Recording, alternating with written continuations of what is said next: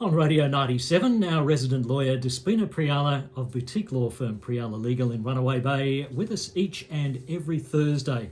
She brings her legal expertise and all her textbooks with her to provide some general advice on the latest hot topics, of course with 25 years, in fact more than 25 years, experience in the area of property and commercial law. She also prepares wills, does estate planning and litigation and a whole stack more. And she's with us this morning once again. Morning, Despina. Good morning, Wayne. Good morning, Brooke. Good morning, Despina. So today we're going to talk about all the changes that are coming up, especially here on the border. So the first date, the key date, is Monday, December 13. Again, then there's the 17th of December. So there's two big dates there where things will change. So you're going to shed some light for us on what's going to happen. So first up, December 13, obviously border restrictions is what we'd be looking at. That's right. So I hope I get to shed some light because they are, again, quite confusing to the ordinary person, and you really have to take the time to read it. And I think this is a pattern, isn't it, in the last 2 years where we've seen so many public health directions and orders that have issued, and the onus has been on the individuals and business owners to comply, and it's been difficult because you've got to find them, you've got to read them, and then you've got to try and understand them, and then in some cases you have to enforce them if you're a business owner. So I think it's been a very long, difficult 2 years, and I'm hoping that we come to the end. So this, I think, is one of the first steps that we are seeing with the border restrictions being eased on the 13th of December. And there is a lot of confusion between what's happening on the 13th in Queensland for the border restrictions and what's happening on the 17th of December.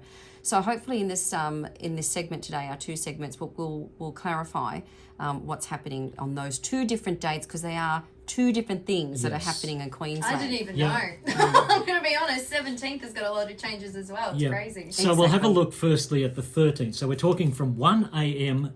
This coming Monday. It is 1 a.m. on the 13th, that's Monday, and the border changes. So that's what we're talking about. So if you're arriving into Queensland by road or by air, there are 5 different scenarios that they've put on the website for Queensland about what to do and what are the conditions you've got to meet to be able to get into Queensland across the border.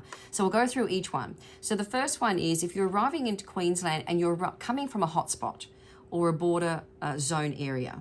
So for example, the whole of New South Wales has been a hotspot, hasn't it? So if you're coming from New South Wales and you're crossing the border, these are the conditions that they've listed on the website that I'm reading. So you've got to be fully vaccinated. And remember, we've talked about that before, that means double dose. Not just your first. Exactly. So you've got to be double vaxxed, okay? And obviously you've got to have proof of that double vaccination. So there are various ways. You can print it out, as we've said before, your certificate, or you can have it downloaded on your app on your phone, so you can show that when you cross the border.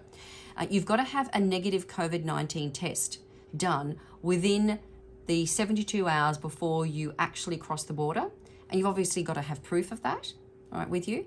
Then the third that they've listed is you've got to agree, and that's the key interesting word, agree, to get the COVID-19 PCR test on day 5, assuming you're still going to be in Queensland, for example, For 5 days. for 5 days or more. So when I read that, agree to get the COVID-19 PCR test, it was interesting, well, how do you agree?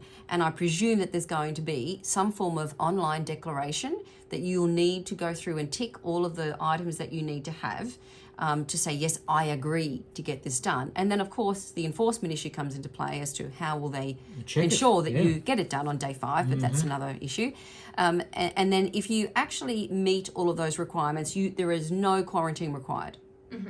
Okay, and if you don't meet that criteria, you've got to quarantine in a government-nominated facility. Okay, so that was pretty clear. What's not clear to me, though, in that scenario, and I think most people will probably fall under that, and we'll talk about the other categories, is that do you still need a border pass? Do you still need to actually complete a travel declaration? So when you actually go on the website, it doesn't say that. It's not listed as one of the items or criteria you have to meet. But I'm a little bit cautious with that because, well, how do you then tick all these boxes and say, I agree to do these things? There must be a form that you still need to complete, i.e. a border pass or travel declaration, that where you say that you meet all these criteria. Because at the moment, when we look on the website, obviously there is heavy details here and links to say, oh, fill out your border pass. That's what we see at the moment. But like you're saying here, when you look at the 13th and what's going to kick on that day, that website page is quite minimal. It's minimal. It is not updated with this is what you need on the 13th. Here's your border pass or whatever declaration it is. That's not there yet, and we've ran into this issue before, and in myself I've been bitten where something will change overnight and then you might get a text or something. So yeah, it's a little bit messy. It is. So when you go on there and you see the changes as of the 13th, you're right, and that's what I'm reading. These are the only requirements listed. There is no requirement, for example, that says you must also get a border pass or declaration. Here's the link. So it's that's not updated yet. So that's a little bit concerning, and that's why I say to listeners, I'm giving you information as of today, but I would strongly recommend you continue to look at the website and update for yourself right up until the 13th. So the next category is if you're arriving into Queensland from elsewhere in Australia, that's not a hotspot. So obviously other states that are not declared currently as a hotspot. WA, so, etc. Yes, from a green zone, if you look on the map. There are no restrictions and no quarantine. That's what it says on the website.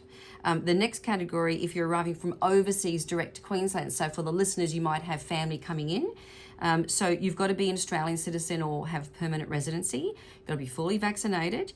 You've got to have the negative COVID-19 test again within the 72 hours prior. And you've got to home quarantine for a period, although it doesn't say what period is at all. So we can presume maybe it's 14 days, maybe it's 7, don't know yet. Right? So that's up in the air. And it says be here, advised. exactly. And it does say here the arrivals are supposed to be uncapped, not capped. So that's another interesting point under this category. Really? That's right. And if you don't meet this criteria, again, you've got to quarantine in a government facility. Okay.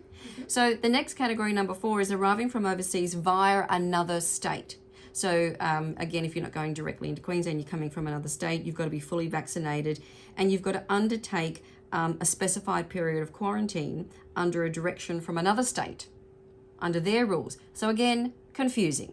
Okay. Wait, what? Exactly.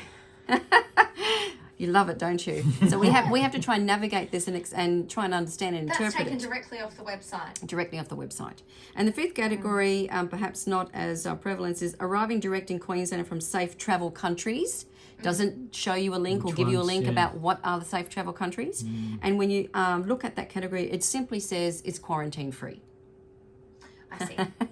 So maybe contact a travel agent of some sort that might be able to give you a list of the safe travel countries. Yes. Because surely these Perhaps. people booking flights might be able to help. But Perhaps. it's crazy that there's no list there. That's directly right. you can click on. So I think it's not supposed to be confusing. It is confusing. What I've read to you is directly from the website. So as I said, if you're wanting to travel across on the border on the 13th, I think it will be possibly a nightmare because the rules are a little bit confusing, and then you've got to cross the border and speak to the people who are trying to enforce the laws on the border about what you have and what you don't have. Many of whom actually don't know themselves. Exactly. So, proceed with a bit of patience and Yeah, caution. 100%. Caution, and I would double check the website continuously if you have the time. While you're waiting in that 3-hour line to get across the Yes. border. Honestly, there could be a chance that you'd fill out your pass and then the next morning you may have to fill out another one. So that's the best advice we can give right now since it's still a week away.